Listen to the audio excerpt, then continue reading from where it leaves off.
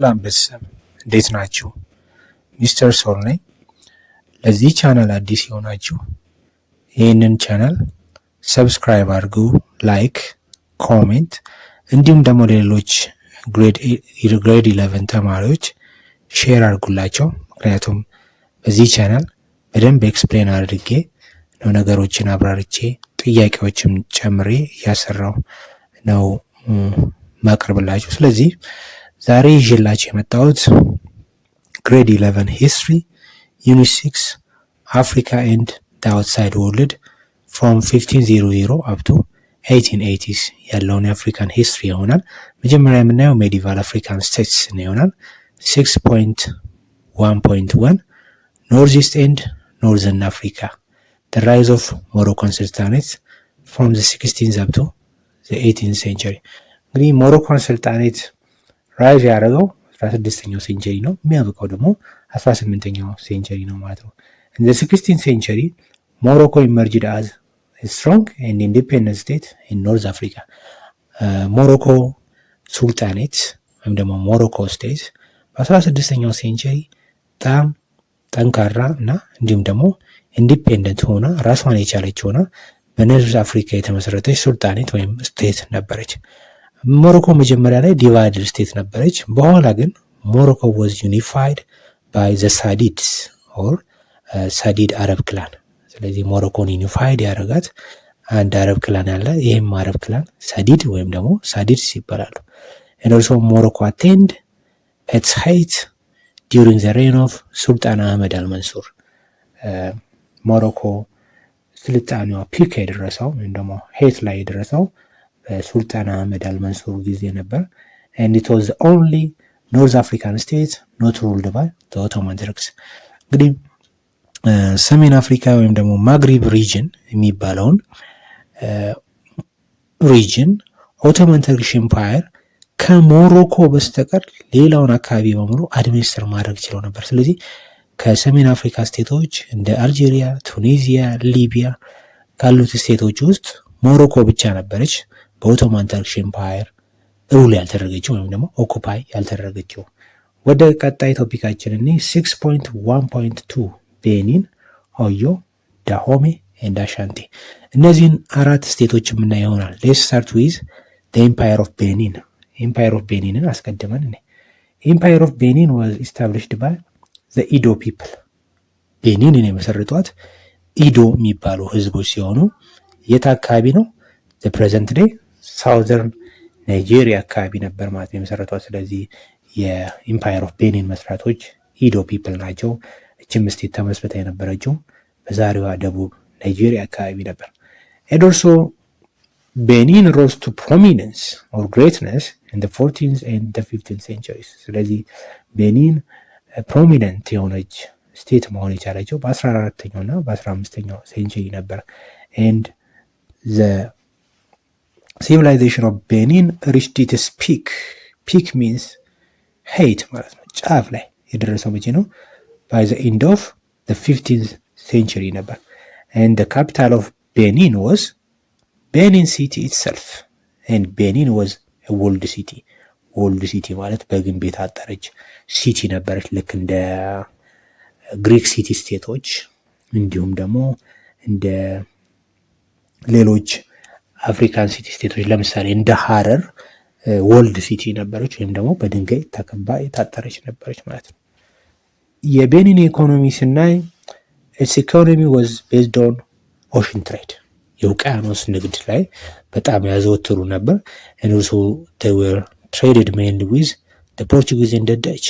እንዲሁም ደግሞ በዚህ በውቅያኖስ ንግድ በአብዛኛው የሚነግዱት አንደኛ ከፖርቹጊዞች ጋር፣ ሁለተኛ ከደቾች ጋር ነበር። ደች ማለት ኔዘርላንድ ማለት ነው። ዛሬ ኔዘርላንድ እየተባሉ ወይም ሆላንድ እየተባለች የምትጠራው ሀገር ደች ይባሉ ነበር በፊት። አሁን ደግሞ ካልቸራል አቺቭመንታቸውን የባህል አቺቭመንታቸው ምንድን ነበር? አንደኛ they were famous for bronze sculpture። በብሮንዝ ስክላፕቸር በጣም ፌመስ ነበሩ። ከብሮንዝ የተሰሩ ስክላፕቸሮችን ወይም ደግሞ ቅርጾችን በመስራት ይታወቁ ነበር። secondly they were high level of artistic and technical skill ነበራቸው። በጥበብ እንዲሁም ደግሞ ቴክኒካል ስኪሎችም ይታወቁ ነበር። አሁንም ደግሞ እስቲ ዲክላይንን ፎላቸውን እኔ ዲክላይንን ፎል መውደቅ አወዳደቃቸው ምን ይመስላል የሚለውን እኔ ኦኬ the decline began to decline in the 17th century the empire of Benin decline ማድረግ የጀመረው ስልጣኔው 17ኛው ሴንቸሪ ነበር። what caused their decline ለዲክላይናቸው ምክንያት ምንድን ነበር? አንደኛው ምክንያት ተብሎ የሚወሰደው changes in trade patterns የንግድ አካሄዱ ወይም ደግሞ የንግድ መስመሮች አካሄድ መቀየራቸው ነው። ሁለተኛው ምክንያት internal weaknesses የውስጥ ደካማነት። ስለዚህ ለኤምፓየር ኦፍ ቤኒን መውደቅ አንደኛው ምክንያት change in trade patterns ወይም ደግሞ የንግድ መስመሮች መቀየራቸው ነው። ሁለተኛው internal weaknesses ወይም ደግሞ የውስጥ ደካማ የአመራር መዳከም ነው ማለት ነው። ሁለተኛው ኤምፓየር the empire of Oyo ይባላል። መቼ የተመሰረተው? it was emerged in the 17th century እንግዲህ the empire of Benin 17ኛው ሴንቸሪ ስትወርቅ ኤምፓየር ኦፍ ኦዮ ደግሞ እዛው ሴንቸሪ ላይ በ17ኛው ሴንቸሪ ኢመርጅ ያደረገች። ኢመርጅ ማለት ኢስታብሊሽድ ማለት ነው። and it was formed by the unification of many Yoruba chieftaincies እንግዲህ ኦዮ የተመሰረተችው የተለያዩ ዮሩባ ጎሳዎች ቺፍታንሲስ ወይም ደግሞ አመራሮች ዩናይት በማድረግ ነው የመሰረቷት። and it became one of the most powerful state in the present day Nigeria ስለዚህ በዛሬዋ ናይጄሪያ ከተመሰረቱ ስቴቶች አንዷ መሆን ችላለች ማለት ነው። ኤምፓየር ኦፍ ኦዮ የኤምፓየር ኦፍ ኦዮ ኢኮኖሚ ሁለት ነገሮች ላይ ነበር የሚመረኮዘው። አንደኛ አግሪካልቸር ነው። ሁለተኛው ደግሞ they were very advanced in craft technology በክራፍት ቴክኖሎጂ በጣም የታወቁ ነበር። ክራፍት ቴክኖሎጂ ማለት የእጅ ሙያ ጥበቦች ማለት ነው።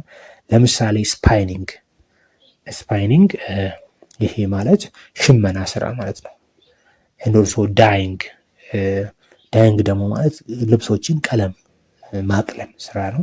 and also ሜታል ወርክ በእነዚህ ሶስት ስራዎች ይታወቁ ነበር። ስለዚህ ኢኮኖሚያቸው ሁለት ነገር ነው። አንደኛ አግሪካልቸር ነው፣ ሁለተኛው ደግሞ ክራፍት ቴክኖሎጂ ነበር ማለት ነው። ዲክላይንን ፎላቸውን ደግሞ እንዲህ የኤምፓየር ኦፍ ኦዮ አወዳደቅ ምክንያት ምንድን ነበር? ኦኬ ኤምፓየር ኦፍ ኦዮ ዲስኢንተግሬት ማለት መፈራረስ ማለት ነው። ዲስኢንተግሬትድ ኢን ዘ 19th ሴንቸሪ 19ኛው ሴንቸሪ ላይ ነበር ዲስኢንተግሬት ያደረገችው። ሜን ኮዝ ዋት ዋዝ ዘ ሜን ኮዝ ፎር ዲስ ዲስኢንተግሬሽን ለመውደቃቸው አንደኛው ምክንያቱ ምንድን ነበር? አንደኛ ኢንቬዥን ባይ ዘ ፉላኒ ሙስሊም ፎርስስ ፉላኒ ራሱን የቻለ ጎሳ ነው። የእነዚህ ጎሳዎች ወረራ ነው አንደኛው ምክንያት። ሁለተኛው ሪቢሊየን ባይ ሳብጀክት ኪንግደምስ ከምትገዛቸው ኤምፓየሮች ህዝቦች የመጣ ሪቢሊየን ወይም ደግሞ አመፅ ነበር ማለት ነው ለኤምፓየር ኦፍ ኦዮ መውደቅ ምክንያቱ። ሁለት ምክንያት አለ። አንደኛ ፉላኒ ህዝቦች ወረራ፣ ሁለተኛ ሪቢሊየን ባይ ሰብጀክት ኪንግደምስ በምታስተዳድራቸው ኪንግደሞች ግዛቶች የመጣ አመፅ ወይም ደግሞ ሪቢሊየን ነበር ማለት ነው። ሶስተኛ ኪንግደም ላይ ደርሰናል። ኪንግደም ኦፍ ዳሆሜ በጣም አሜዚንግ ነው። በነገራችን ላይ ኪንግደም ኦፍ ዳሆሜ ከሌሎቹ ስቴቶች ለየት ስላለች በጣም አትራክቲቭ ነች። አትራክት የሚያደርጋት ምንድን ነው? የራሷ ፊሜል ሚሊተሪ ስለነበራት ነው በነገራችን ላይ። እንዲሁም ደግሞ ፊሜል ኪንግ የሚለውን ሙቪ ብታዩት ስለዚህ ኪንግደም በደንብ ጥልቅ እውቀት ይኖራቸዋል። ፊሜል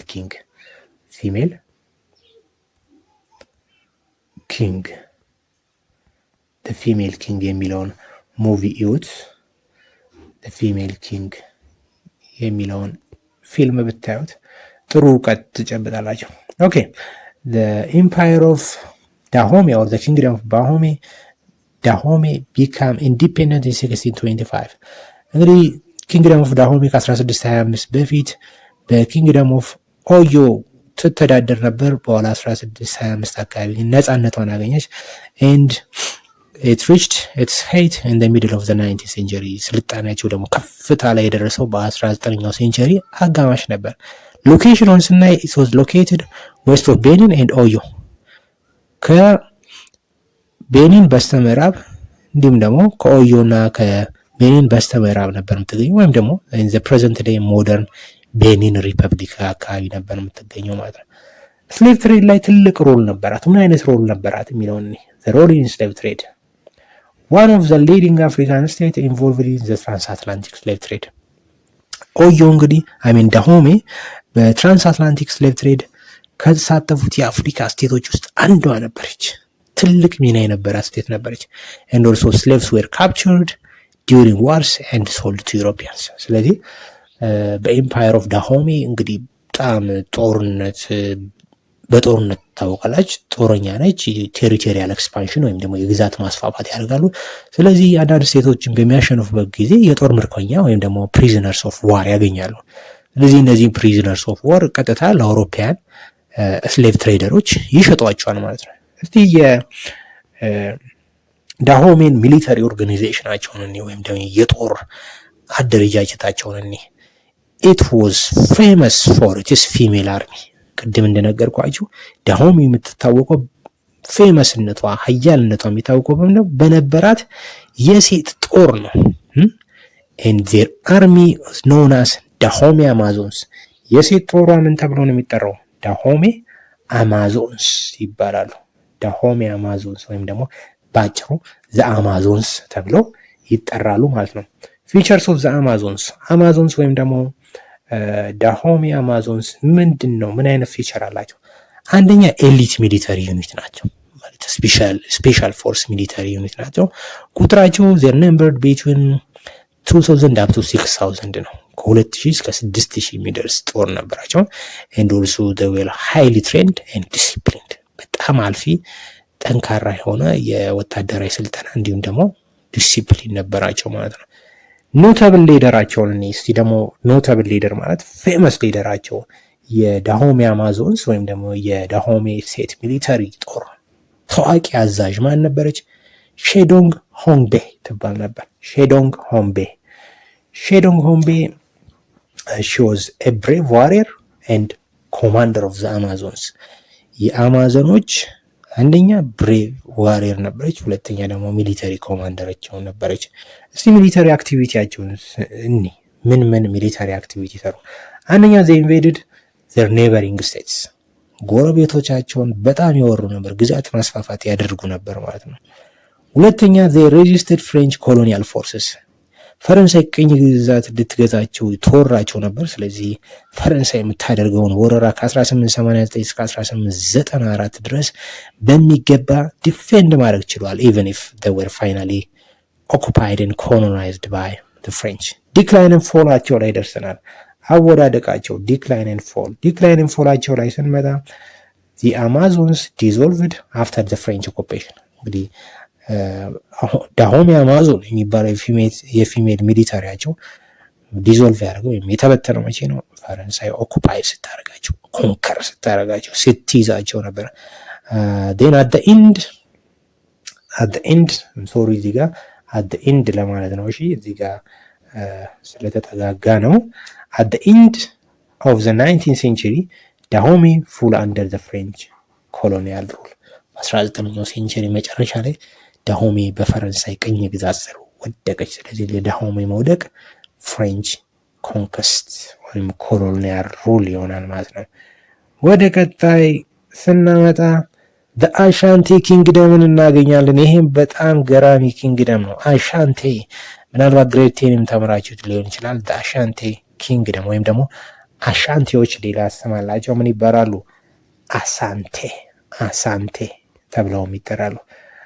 ፓርት ኦፍ ዘ አካን ፒፕል። እንግዲህ አሻንቴዎች የምን ፓርት ናቸው? የአካን ጎሳ ወይም ህዝቦች ፓርት ናቸው። and also they were known as warrior society። በጣም ተፋላሚዎች ናቸው፣ በጦር ይታወቃሉ።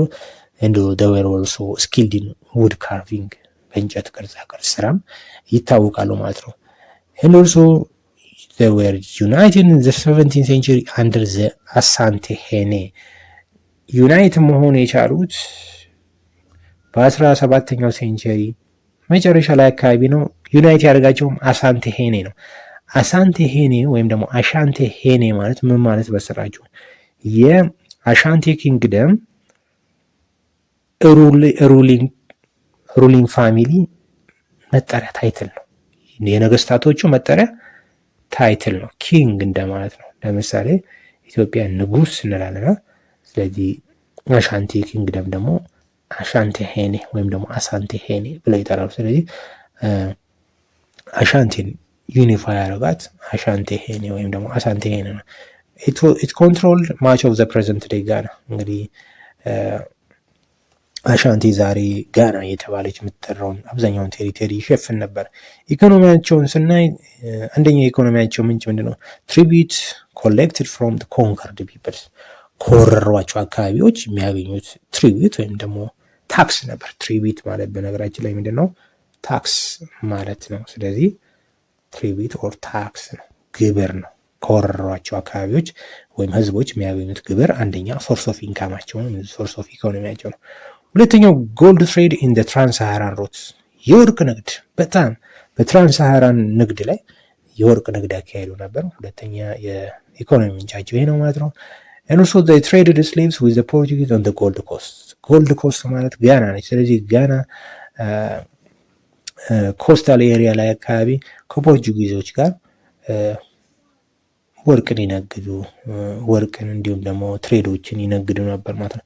the capital city of Ashanti was Kumasi. Kumasi was the capital city of the Ashanti kingdom።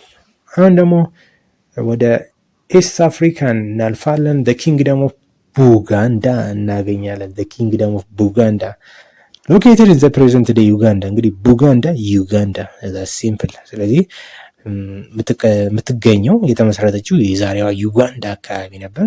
and ruled by the Kabaka king of Buganda። የቡጋንዳ ንጉስ ምን ይባላል? ካባካ ይባላል።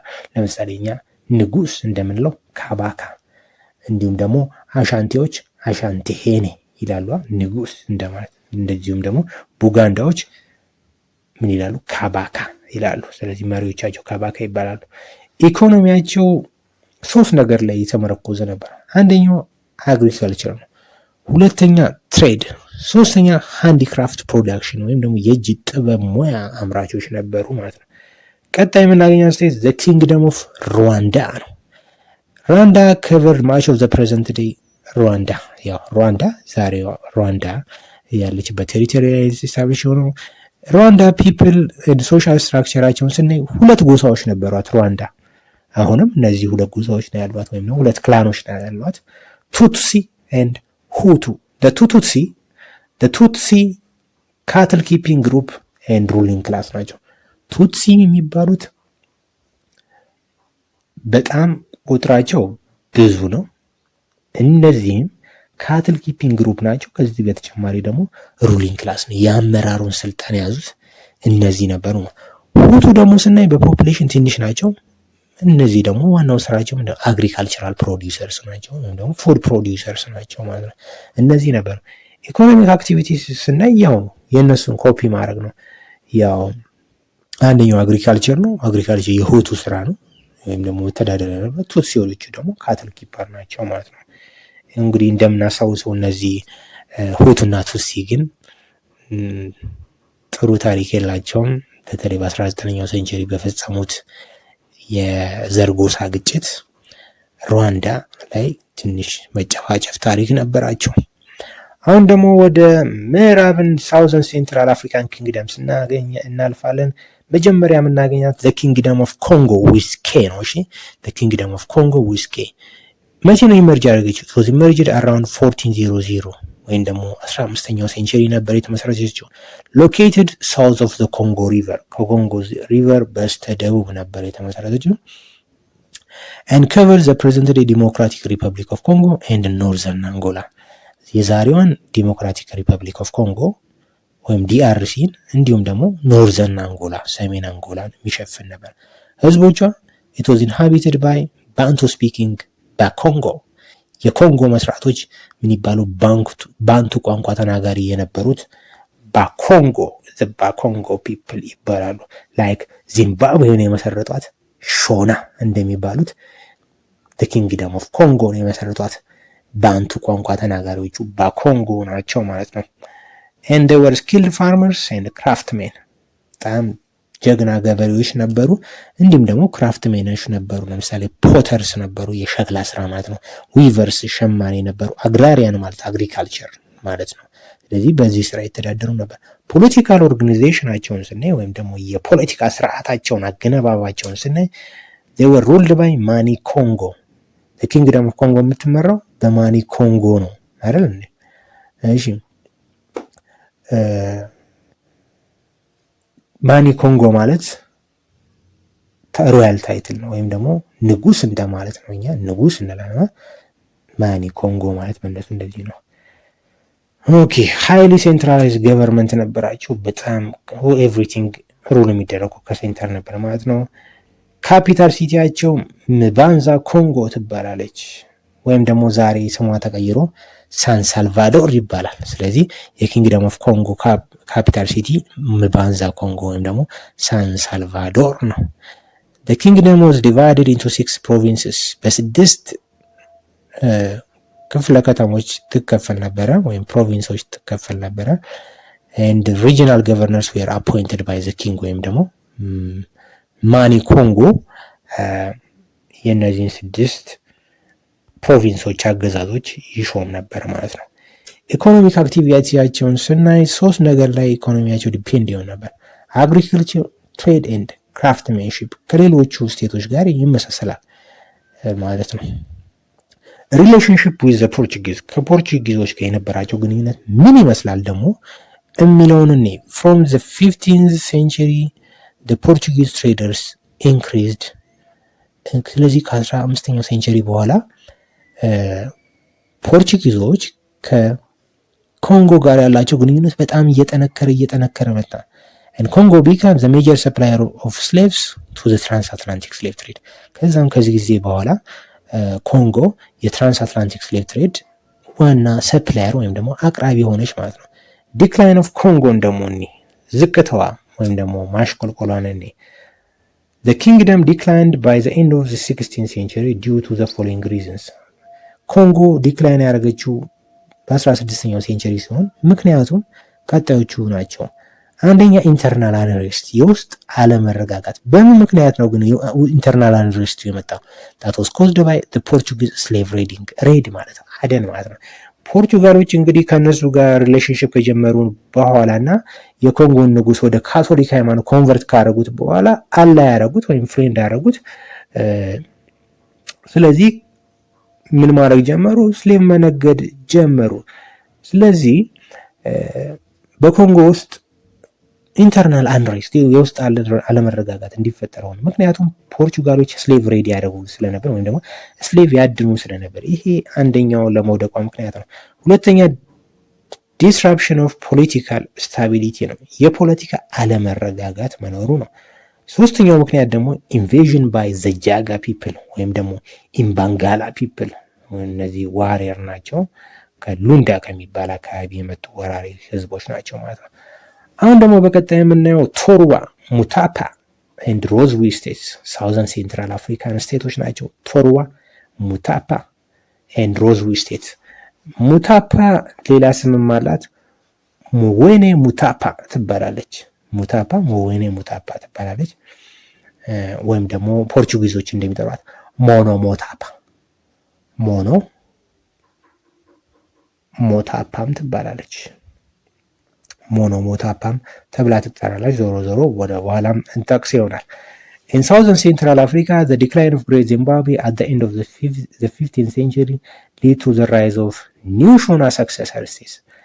እንግዲህ በ15ኛው ሴንቸሪ ሳውዘርን ሴንትራል አፍሪካ ላይ ግሬት ዚምባብዌ ዲክላይን እያደረገች መምጣቷ ሌላ ሾና ሰክሰሰር ስቴቶች እንዲመሰረት ምክንያት ሆነ። እንደምናስታውሰው ግሬት ዚምባብዌ 15ኛው ሴንቸሪ ላይ አካባቢ ነበር ፎል ያደረገችው። ለዛም በርካታ ምክንያቶች አሉ።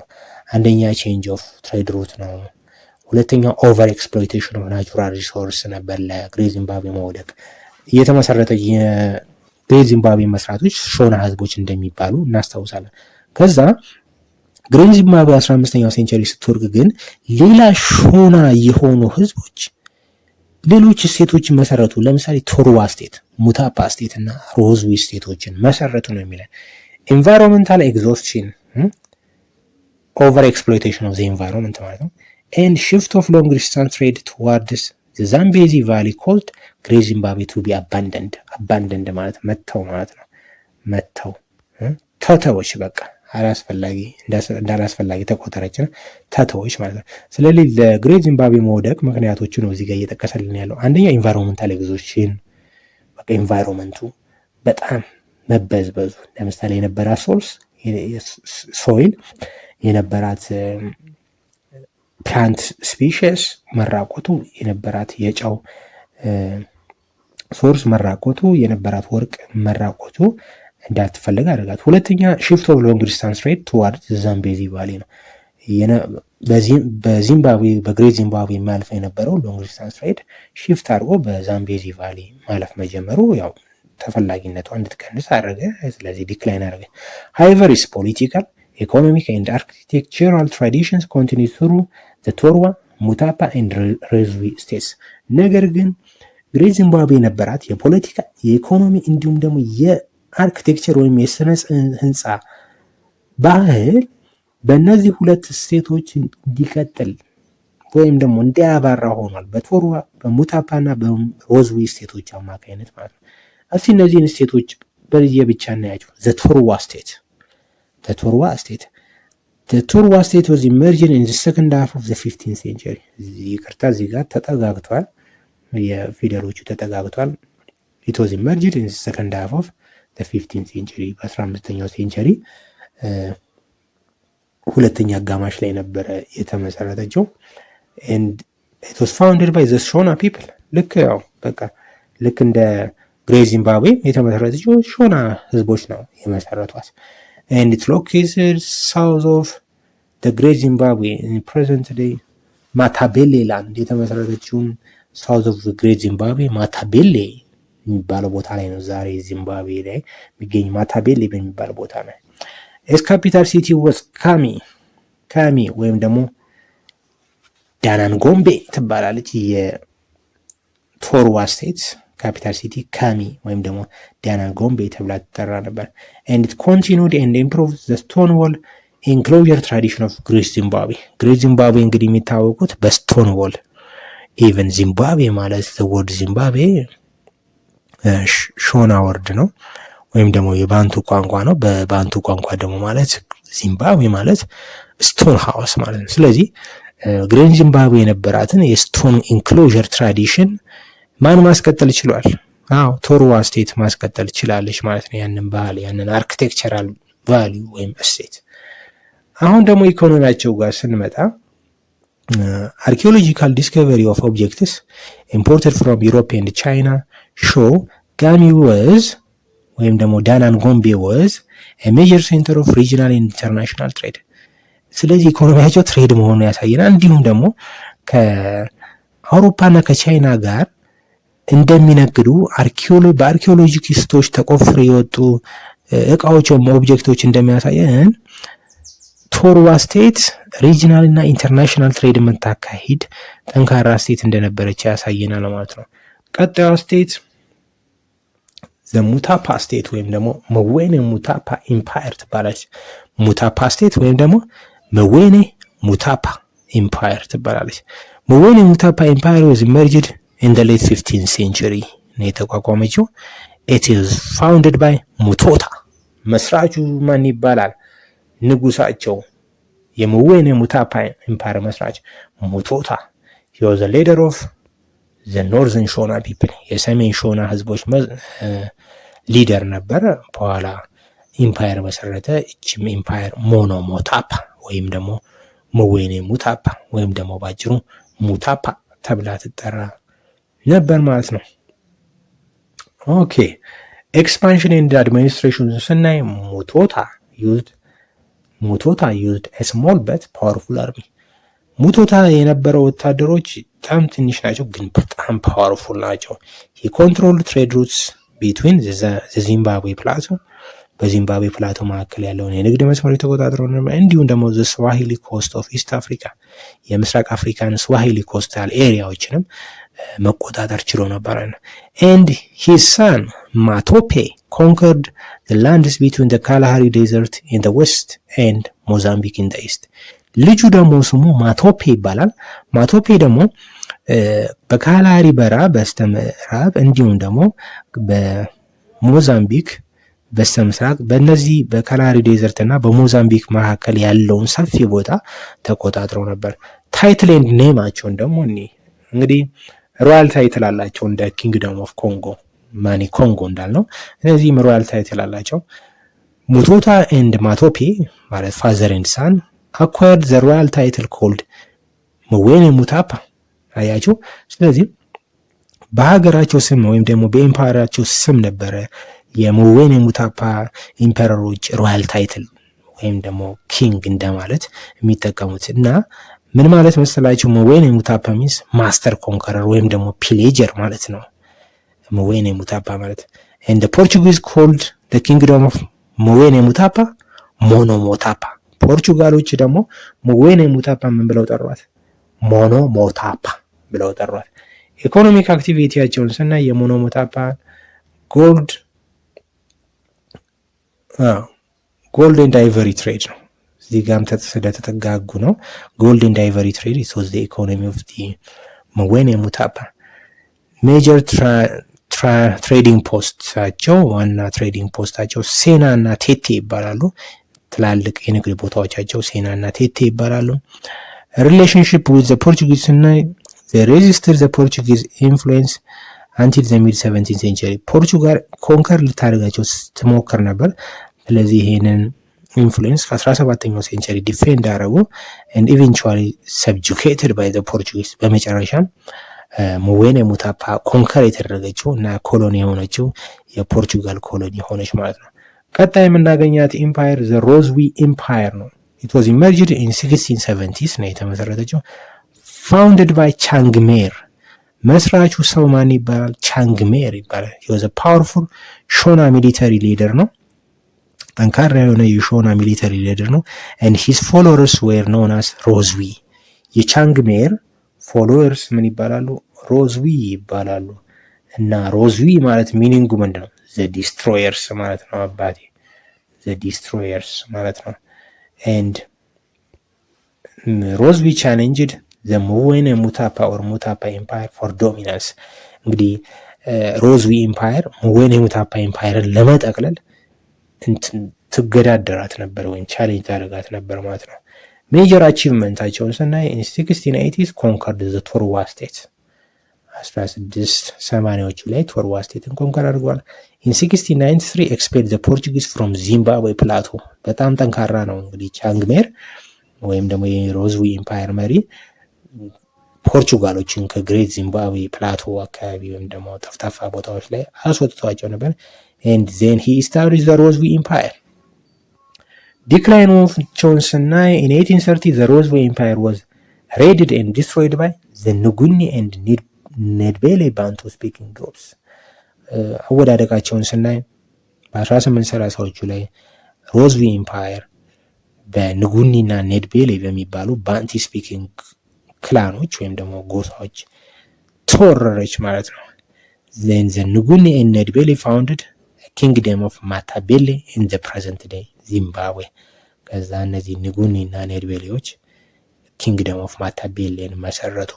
አሁን ደግሞ ሳውዝ አፍሪካ ላይ መተናል። ሳውዘርን አፍሪካ የሳውዘርን አፍሪካን ስቴቶች እናያለን። መጀመሪያ የምናገኘው ዘዙሉ ኪንግደም ነው። ዙሉ ኪንግደም በጣም ማራኪ ነች። ለምን በሉኝ፣ ሻካ ዙሉ በጣም ፌመሱ ሰው ስላለ ነው እዛ። it became dominant during the reign of ሻካ ዙሉ። በቃ ፌመስ የሆነችው በሻካ ዙሉ በሚባለው ንጉሷ ዘመን ነው። ሻካ ዙሉ ከ1818 እስከ 1828 ነበረ ዙሉ ኪንግደምን የመራት። ያው ሻካ ስሙ ነው፣ ዙሉ ግን ያው የኪንግደሙን ስሙ ሻካ ዙሉ የዙሉ ሻካ ለማለት ነው እንደማለት ተብሎ ስለሚጠራ ነው።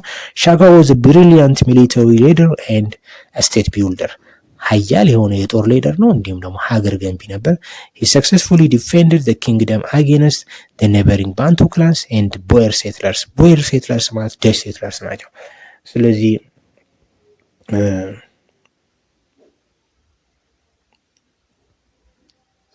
ሻካ ዙሉ successfully defended the kingdom against the neighboring Bantu clans and also Boer settlers ከጎረቤት ሌሎች ባንቱ ጎሳዎች እና እንዲሁም ደግሞ ከቦየር ሴትለርስ ወይም ደግሞ ከደች ሴትለሮች ወይም ደግሞ ከኔዘርላንድ ሴትለሮች ወረራ መከላከል ችሏል ማለት ነው። በነገራችን ላይ ቦየርስ ማለት ምን ማለት ነው?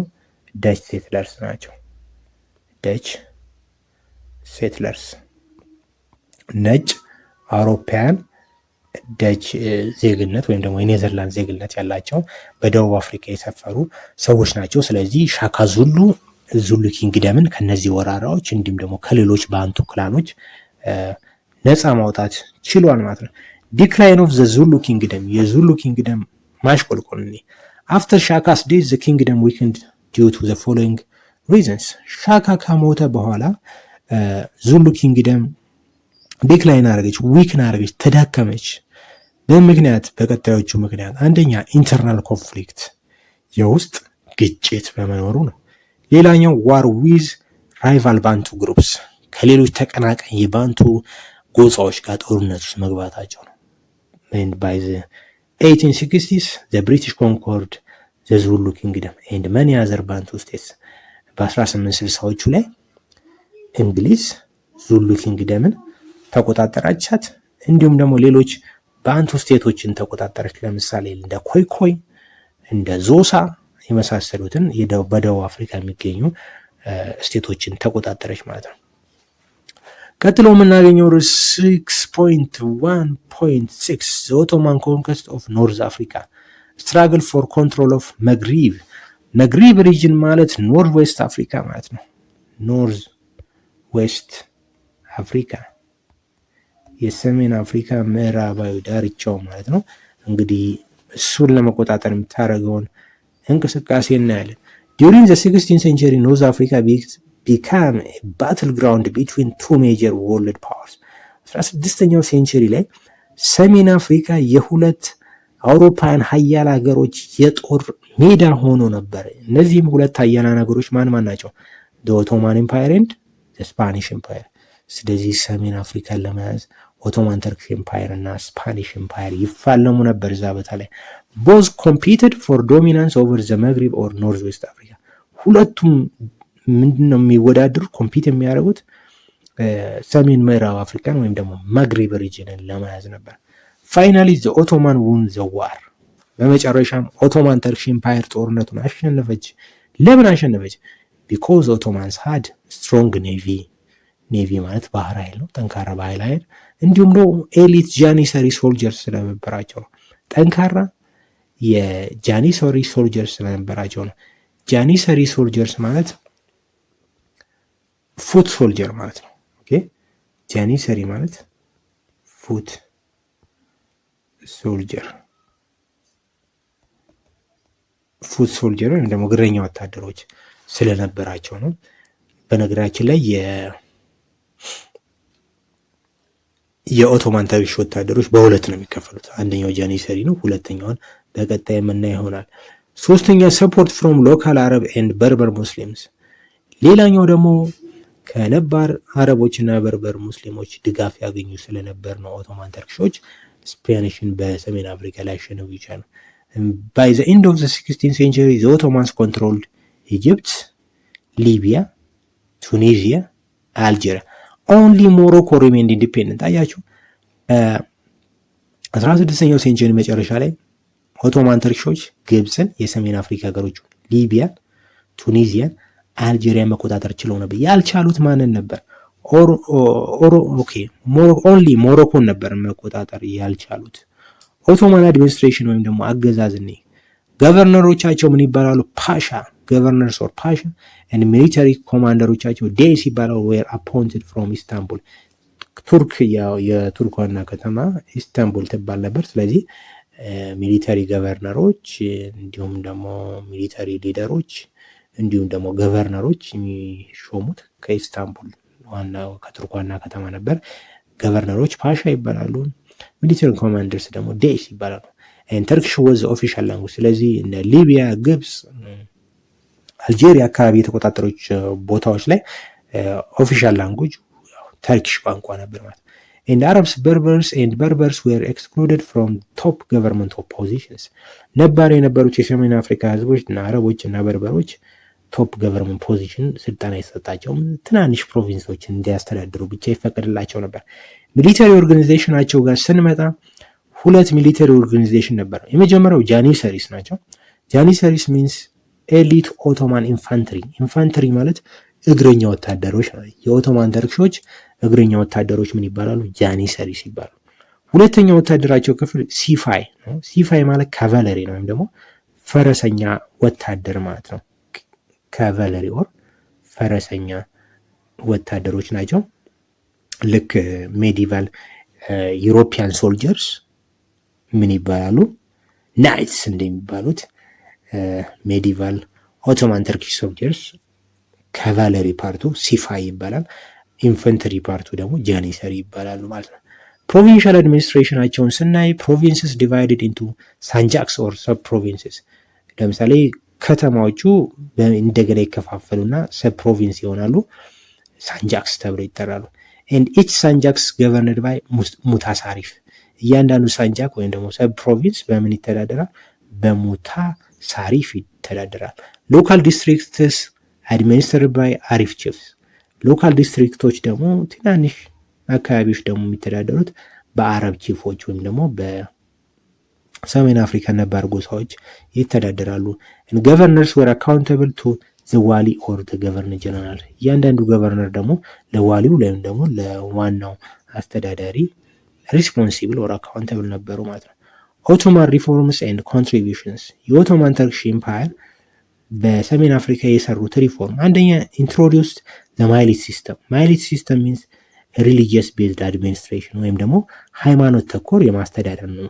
ለምሳሌ ሙስሊሞችን አንድ ላይ የማድረግ እንዲሁም ነው ጂውሾችን አንድ ላይ የማድረግ ፓጋኖቹን አንድ ላይ አድርጎ የማስተዳደር ስርዓት ነበራቸው። ኤንድ ኦልሶ ዴይ አቴምፕትድ ቱ ሪፎርም ኢን ላንድ ሆልዲንግ ወይም ደግሞ የመሬት ይዞታን ሪፎርም ለማድረግ ሞክረዋል። ታክሴሽን ወይም ደግሞ ግብር አሰባሰብ፣ ሚሊተሪ ሰርቪስ ወታደራዊ አሰጣጥ ላይ ኢንከሬጅ ትሬድ ኤንድ ኮሜርስ ንግድንም ያበረታቱ ነበር። ፋየር አርምስ ኤንድ ዌስት አፍሪካ። ኦቶማንስ ኤክስፖርትድ ፋየር አርምስ አክሮስ ዘ ሳሃራ። ኦቶማኖች እንግዲህ ሰሜን አፍሪካን ኮንከር ካደረጉ በኋላ ወደ ሳሃራ በረሃ ጦር መሳሪያዎችን ኤክስፖርት ያደርጉ ነበር፣ እንደ መስኬት ጦር መሳሪያዎችን ማለት ነው። ኤንድ ዚስ ኤክስፖርት ኦፍ ፋየር አርምስ ሄልፕድ ቱ ስትሬንግዝን ዌስት አፍሪካን ስቴቶች። እንግዲህ ይሄ የጦር መሳሪያ ኦቶማን ተክሮች ወደ ምዕራብ አፍሪካ የጦር መሳሪያን ኤክስፖርት ማድረጋቸው ምዕራብ አፍሪካኖችን በጣም ጠቅሟቸው ነበር። ለምሳሌ ኢድሪስ አሎማ ኦፍ ካኔም ቦርኖ ኤክስፓንድድ ሂዝ ኢምፓየር ዩዚንግ ኦቶማን ፋየር አርምስ።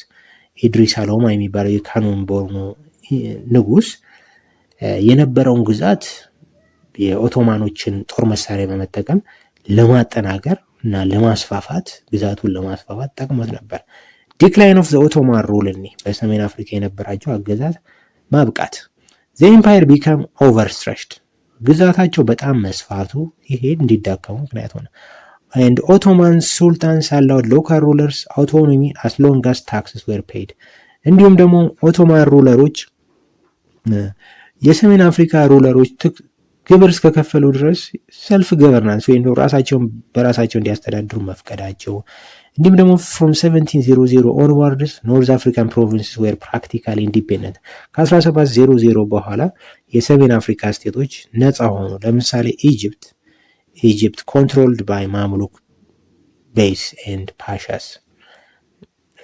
ሙሐመድ አሊ ፋውንድድ ኤ ኒው ዳይናስቲ ኢን 1805። ዜን ዩሮፒያን ኢንክሮችመንት ወይም ደግሞ የአውሮፓያኖች ቴሪቶሪያል ኤክስፓንሽን በሰሜን አፍሪካ እናያለን። ፍራንስ ኦኩፓይድ አልጄሪያ ኢን 1830s and 1840s። ፈረንሳይ አልጄሪያን የሰሜን አፍሪካዊቷን አልጄሪያን እንግዲህ ኦልሬዲ ኦቶማን ተርኪሽ በ1700 ከወጡ በኋላ ኦኩፓይድ አረገቻት ማለት ነው።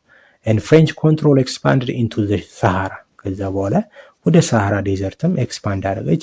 and number of French settlers ለምሳሌ መጀመሪያ ፈረንሳይ 40,000 ሰዎችን አሰፈረች መጀመሪያ ኢኒሺያሊ። then 400,000 by the early 1880s። በ1880ዎቹ ደግሞ የፈረንሳይ አልጄሪያ እና በሌሎች ሳሃራ ቦታ ያሰፈራቻቸው የፈረንሳያን ነጭ ሰፋሪዎች ቁጥር ወደ 400 ሺህ ያደገ ማለት ነው። ኮንታክት ኦፍ አፍሪካ ዊዝ ዘ አውትሳይድ ወርልድ አፍሪካ እና የውጭው ዓለም ግንኙነት early contacts along the western and central African coasts. North Africa was always in contact with Europe across the Mediterranean Sea. አፍሪካ እንግዲህ ሰሜን አፍሪካ በተለይ ከጥንታዊ ዘመን ጀምሮ ከአውሮፓውያኖች ጋር በሜዲትራኒያን ባህር ግንኙነት ታደርግ ነበር። ነገር ግን ዩሮፒያን ኮንታክት ዊዝ አዘር ፓርትስ ኦፍ አፍሪካ ዋዝ ቢጋን ባይ ዘ ፖርቹጊዝ ኢን ዘ 15th ሴንቸሪ። ነገር ግን አፍሪካ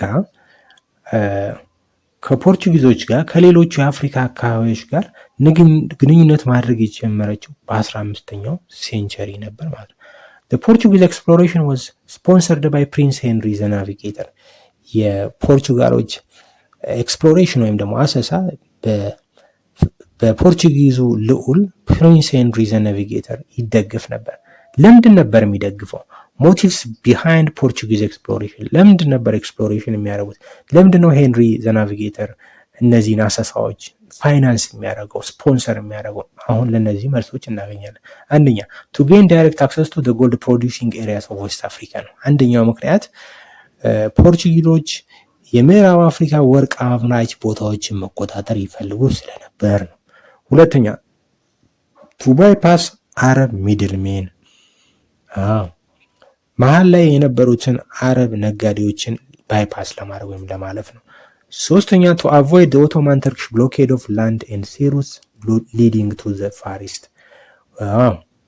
እንዲሁም ደግሞ ኦቶማን ተርኪሾች ተቆጣጥረውት የነበረውን የመሬትና የባህር መንገዶች ወደ ሩቅ ምስራቅ የሚወስዱትን የባህር እንዲሁም ደግሞ የመንገድ ሲሩቶች የባህር ሩቶችን ለመቆጣጠር ነበር። እንዲሁም ደግሞ የመጨረሻው ሪዝናቸው ምንድነው? ቱ ስፕሪድ ክርስቲያኒቲ ነበር ማለት ነው። In the 15th and 16th century, the Spaniards and the Portuguese obtained a foothold on the Mediterranean coast of North Africa.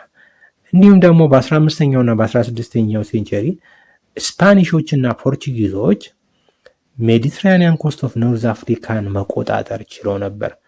early Portuguese and Spanish expansion in North Africa እኒ የመጀመሪያዎችን የፖርቹጊዞች እና የስፓኒሾች ኤክስፓንሽን በሰሜን አፍሪካ ምን ይመስላል የሚለውን እኒ In 1415 ፖርቹጋል ካፕቸርድ ሶዌታ ኢን ሞሮኮ። 1415 ላይ ፖርቹጋል የሰሜን አፍሪካ አዊቷ የሞሮኮ አካል የሆነችን ሶዌታ ወይም ሴታን ተቆጣጠረች። Then they reached the Canary Islands። ቀጥሎ ደግሞ ካናሪ አይላንዶችን ወይም ደሴቶችን ያዘች። In 1418 they settled in Madeira። ከዛ ማዴሪያ የምትባለውን ቦታ ኮንትሮል አድርጎ ስፔን ደግሞ ስፔን ኦኩፓይድ ኦራን ኤንድ ሜሌላ። ኦራንን በ1409 ኮንትሮል አደረገች። ሜሌላን ደግሞ በ1496 ኮንትሮል አደረገች። In 1578 Portugal attempted to control Morocco but it was defeated at the Battle of አልቃሲር ቀቢር 1578 ላይ ፖርቹጋል ሞሮኮን ለመያዝ ሞከረች። ነገር ግን at the Battle of አልቃሲር ቀቢር ላይ ኪንግ ሰባስቲያን የሚባለው የፖርቹጊዝ ንጉስ ተገደለና ተሸነፉ። ስለዚህ ሞሮኮን ፖርቹጋል ሳትይዝ ቀረች። ልክ ኦቶማን ተርኪሾቹ ሞሮኮን መያዝ እንዳልቻሉት ሁሉ ፖርቹጋሎቹም at the Battle of አልቃሲር ቀቢር ላይ ተሸነፉና ሞሮኮን ሳይዟት ቀሩ። አሁን ደግሞ ኤክስፕሎሬሽን ኦፍ ዌስት አፍሪካን ኮስት የምዕራብ አፍሪካ ዳርቻዎች እንዴት ኤክስፕሎር እንደተደረጉ ፖርቹጊዝ ሴለርስ ኤክስፕሎርድ ዌስት አፍሪካን ኮስት ፍሮም ታንጀር ኢን ሞሮኮ ቱ ዘ ኬፕ ኦፍ ጉድ ሆፕ ኢን ሳውዝ አፍሪካ። ፖርቹጊዝ ኤክስፕሎረሮች ከምዕራብ አፍሪካ ዳርቻ ታንጀር ተነስተው እስከ ኬፕ ኦፍ ጉድ ሆፕ ያለውን ቦታ ኤክስፕሎር አድርገው ነበር። ኬፕ ኦፍ ጉድ ሆፕ ማለት የደቡብ አፍሪካ ጫፉ ማለት ነው። and they established trading posts on the Senegal coast in 1446 ከዛም ሴኔጋል ኮስታል ኤሪያዎች ላይ 1446 ላይ ትሬዲንግ ፖስት ወይም ደግሞ የንግድ ማዕከሎችን ገንብተው ነበር። then they developed sugar plantation on the Atlantic island using slave labor። እንግዲህ ባሪያዎችን በመጠቀም አትላንቲክ አይላንድ ላይ አካባቢ ፕላንቴሽን ሹገር ፕላንቴሽኖችን መክፈት ችለው ነበር። These islands became basis for further exploration of Christopher Columbus and Vasco da Gama። እነዚህ አይላንዶች ደግሞ በተጨማሪ ክሪስቶፈር ኮሎምበስ እና ቫስኮ ደጋማ ለሚያደርጉት ቀጣይ ኤክስፕሎሬሽን እንደ ቤዝ ወይም ደግሞ እንደ መነሻ አገልግሏል። ፖርቹጊዝ ኢን ሴንትራል ዌስት አፍሪካ፣ ኮንጎ ሪቨር ኤንድ አንጎላ። ኢን 1482 ዲያጎ ካኦ ሪችድ ዘ ማውዝ ኦፍ ኮንጎ ሪቨር ኤንድ ክሌምድ ዘ ቴሪቶሪ አራውንድ ኢት ፎር ፖርቹጋል። 1482 ላይ ዲያጎ ካኦ የኮንጎ ሪቨር ማውዝ ላይ ከደረሰ በኋላ ኮንጎ ሪቨር እና አካባቢ ያለውን ቦታ ለፖርቹጊዝ ክሌም አደረገ ወይም ደግሞ ይሄ የፖርቹጋል ነው ብሎ ክሌም አደረገ ማለት ነው። ፖርቹጋል ፎርምድ አላይስ ዊዝ ንጎላ ኪንግ ኦፍ ዘ ኪንግደም ኦፍ ኑዶንጎ። ከዛ ፖርቹጊዞች ከኑዶንጎ ኪንግደም ንጉስ ንጎላ ጋር ምን ፈጠሩ? አሊያንስ ወይም ደግሞ ፍሬንድሺፕ ፈጠሩ። and the region was renamed አንጎላ by the Portuguese from the royal title of ንጎላ። ስለዚህ የኑዶንጎ ወይም ደግሞ ዛሬው አንጎላ እየተባለች የምትጠራው ሀገር የንጉሶቹ ታይትል ንጎላ ነበር። ከዛ ፖርቹጊዞች ደግሞ ምን ብለው ጠሩት? ኤ ጨመሩና አንጎላ ብለው ጠሩት ማለት ነው። then the Portuguese made wide settlement in ኑዶንጎ in the present day አንጎላ።